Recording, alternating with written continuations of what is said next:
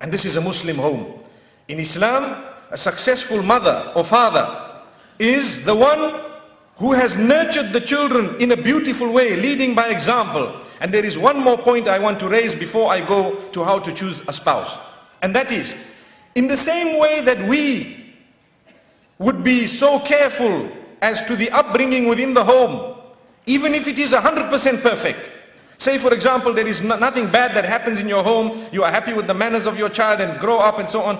The external environment plays a bigger role in shaping the child nowadays than the internal environment. What you say to your child can be, yes, okay mom, okay dad, yes dad, oh wow, you know, it's okay. You have the rare cases of the women who might be in hijab, you know, in the home, and the mom says, wow. And as soon as dad drops them off at varsity, everything is gone. And then, dad, don't come now, still there's 10 minutes, dad, just park your car outside. Why? Because I quickly need to dress back. How dad dropped me, he must pick me. What happened between when dad dropped me and picked me, only Allah knows. And sorry, your schoolmates know as well. That is hypocrisy. So, in order to solve that, we need to know Islam tells us to guide our children as to the type of friends they should be having, with responsibility. Sometimes we're too busy at work. Oh dad, you know what?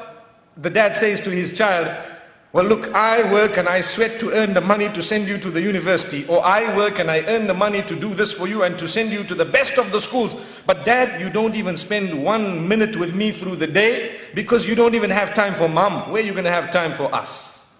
We're guilty of that. You know, a typical father, very busy man, comes home, he doesn't even greet properly. I hope this is not the case in KL. Remember, I'm fortunate that it's my first visit, so I cannot pinpoint to say this is a problem here. But I can tell you that it's a problem elsewhere, where typical dad comes back home and you know, he puts his bag, that's if he has one. Nowadays you just need a phone to move around with. And he puts it aside, and what happens, he will sit in front of the television and flick. The flicking is a male habit, if you know that. You flick, the news is there, you're not satisfied with it, you flick again. You know, is it because there was no female, you know, saying the news, or is it because you really are interested in the news? It happens sometimes. These type of things, flicking, and they're asking you, would you like to eat? Oh dad, welcome home, and so on, and you're just looking at the screen. You know, we would have loved it if there were little cameras where we could appear on the screen to attract dad's attention. Hello dad.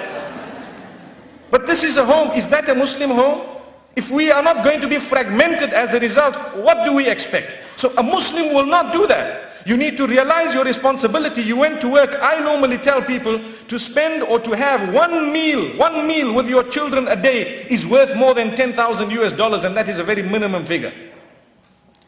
Because you can sit, not only table manners, but at the same time talk, speak, let them open up. How was your day? Oh, and do not blast a child when they come up with some negativity, but teach them. Because if the child says, dad, today I met a few people, you know what? They're gay. I don't know why I'm raising this issue every time, but anyway, it's a problem of the age. And you say, what? You get up from your seat, you dare see those people again? Okay. That okay was connected to your temper, not connected to the brain. Have you understood that?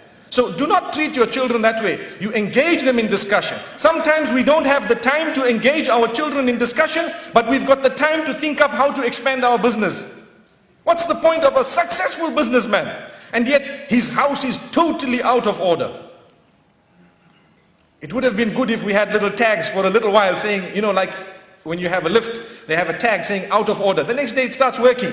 If families were like that, it would have been okay. Put a tag for a few days saying out of order, we're fixing it. But it does not work that way. You need to maintain it constantly. Constantly it needs to operate. And you need to understand when someone comes up with something within the home, talk to them, find out how it happened. Perhaps the school you sent them to was wrong. Perhaps the environment you allowed them to dive into, you did not advise them before they went into the ocean to say, you know what, you were a big fish in this little pond, now you are going to go into the ocean, you are just one of the little fish in that big ocean. Be careful that a whale doesn't come, or you might be living in the belly of the whale thinking you are in another pool here. It can happen. So we need to guide our children, talk to them. The point I've raised, I'm sure you've picked it up, is that when your child comes up with something negative, in order to maintain the home and protect it from defragmenting or fragmenting, you need to Communicate with the child, engage the child in a beautiful discussion, spend time. When you hear that type of statement from your child, it will tell you, I need to have 2 meals now with my children, not just one.